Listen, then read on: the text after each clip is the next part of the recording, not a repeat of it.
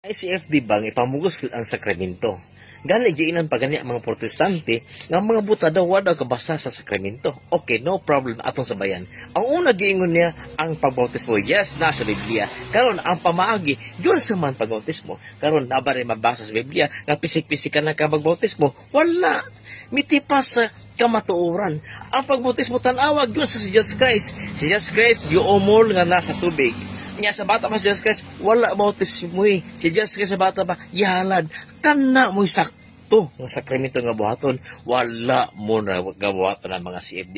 Yun sa mo pagtudo sa pare. Di ba? Kamu maingon mo sa mo, yun sa mo pagtudo sa pastor. O, kamu, yun sa mo pagtudo sa pare. O, hawak mo na sa iyong simbahan nga binuhat ra simbahan nga tinukod la ni Constantine. Karon gani ang kanang napay na atong sikutan ang sakramento sa kining pag-confession o nag-base mo sa John 20 verse 23 o nabadi nakabutang ba nga o adto mo sa pare kay mga opisyal wala mo giingnan wala nagiingon sa Bible wala tipas gihapon ang inyong sakramento ang sakramento ninyo wala bakak og limbong sa mga tao muna akong ipaabot sa inyo nan kamo tinukod ni Constantine hawa na mo diha.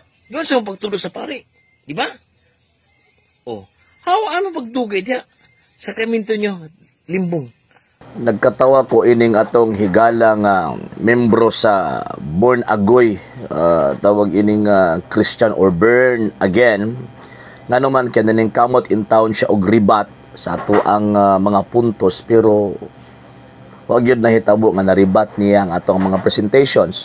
Nga naman kay sa mubo niya nga kining presentation or sa iyang pagribatal niya wala man ko nakita or nabasa or nadungog sa ato ang higala nga nagpresent siya og ebidensya. Number 1 ingon pa niya si Constantino ang nag-create ni ining maong simbahang Katoliko wa ebidensyang gilatag eh. And at the same time nagpaila siya sa iyang pagka-ignorante sa kasaysayan. Nga ignorante man sa kasaysayan sa inungdan nga sumala sa kasaysayan ang simbahang Katoliko gitukod ni Kristo. Kining gingon niya nga si Constantino, founder sa simbahang Katolika, mao na ang chismis sa iyang pastoy. O pastoy man siguro ni. Yan nga to ang gidi-action ng karon. Mani kadaot ani nga to mga higala nga mga dili Katoliko. Ano man kay kana bitaw imbis mo tuo sa facts dito na hinuon mi tuo sa chismis. Mo diferensya ana nila. Number 2, ingon pa niya, ano sa problema sa sakramento, pero dili man daw mao ang presentation sa Katoliko concerning the sacrament. Kaya ang base nila, di daw kuno sakto ang tawag ng implementation sa sakramento. For example, bunyag. Wala mo daw sa Biblia nga tawag ining bunyag, wisik-wisik. Yung sa dito sa Kristo, gipasawam to. Gipadive to sa Kristo. Mo bitaw ang gigamit ka termino na San Juan, mihawas siya sa tubig. Kada bang pulong mihawas, gikan gilubong, gikan gitawag ang lapawan sa tubig. Kung gikan pa nalapawan sa tubig, bito nga ang dapat gamiton. Si Bisaya. Pero the fact nga term mihawas ang gigamit, sumot pa sa butwa siya malapawi. O yan, sumalapin na sa nuwan. Bisan gani ang pagtangtang sa higot si mo sandalas, di ko takos, ulo na hinuoy gunitan para itawag inaitunlob. Pero ang bautismo ni San Juan, dili man na bautismo nga gisugo ni Ginoong Jesucristo. Managlahi man. Nga naman kay ang bautismo ni San Juan, bautismo to sa paghinulusol. Ang kang Ginoong Jesucristo, bautismo to sa grasya. Si bisan kinsa nga makadawat ni anang maong bautismo ha, maluwas ka. Mao na. Number 2, ingon pa niya, tawag ining di daw kuno kay ang Katoliko, wisik-wisik daw kuno pagbunyag. San Pablo, gibunyagan, wisik-wisik man. Di ba?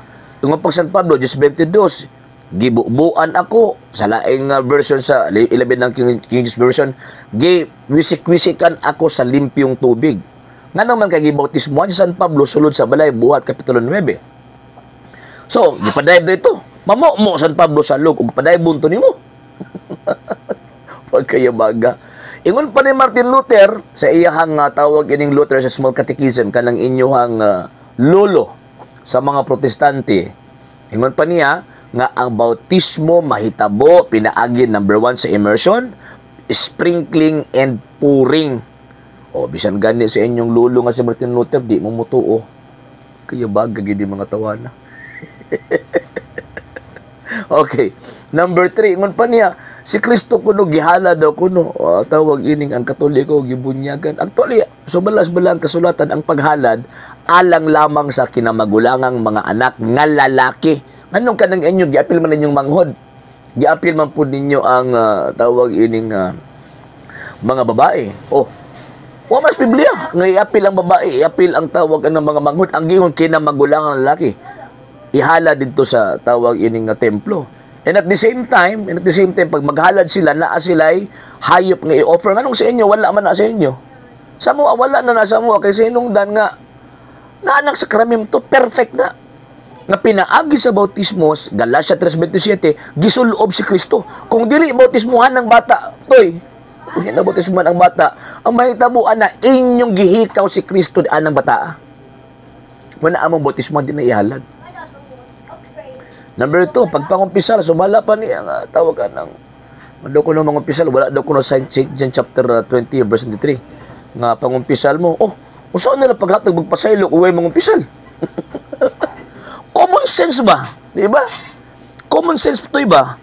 Ang pait ninyo kay magbasa mo Biblia, wa mo'y common sense. Puro lang mo common, walay sense. Saan nila pagpasaylo?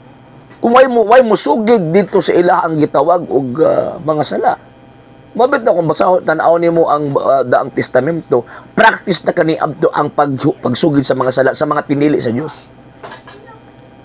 Muna pag-abot sa Bagong Testamento, ingon pa si Kristo, si bisan kinsang sala nga inyong pasayloon, kini na pasaylo si bisan kinsang sala nga dili ninyo pasayloon, dili usab kini na pasaylo. Otoridad ka na gihatag ni Kristo. Siya nga Diyos, nihatag sa otoridad sa iyang mga apostol o sa mga sumusunod siyang mga apostol nga si bisan kinsa nga pasayloon nila, kini na pasaylo. Si bisan kinsa nga di nila pasayloon, dili usab kini mapasaylo. So again, usaom nila pag-implement anang gahuma kung walay mangumpisal nila. Nya imposible pod nga tawag ini mo hatag ang pagpasaylo sa taong wa na ngayog pasaylo. Diba? Common sense ba? Wala mo ingoy ko nga di mo kasabot. Bantok pa, bagtok pa sa nagtibugol nga mga tawag ining butang nang naa sa inyong pangunahuna. Ngano man kay bisag unsaon mo pagpasabot, di gyud mo makasabot. Kay sumala pa ni San Pablo 2 Corinto 4:3 kanang inyong una-una gibutaan sa harian ng kalibutana. Unya 11:28 sa Roma, mao nang tig-a kay mo pagpanabot. Anong gahi mo pagpanabot kay mao lagi kanang inyong panabot kanang inyong pangunahuna ang tag-iya anak dili ang Dios kung dili ang yawa. Wala nga tan-awa ra gud bisag usaon nimo og kanang lubag-lubag di jud ka kalubag. Wala magkatawa na lang ko sa imong presentation o sa inyong presentation. Bisag pait na ipamugos gyud ninyo ninyong argumento nga purigaba.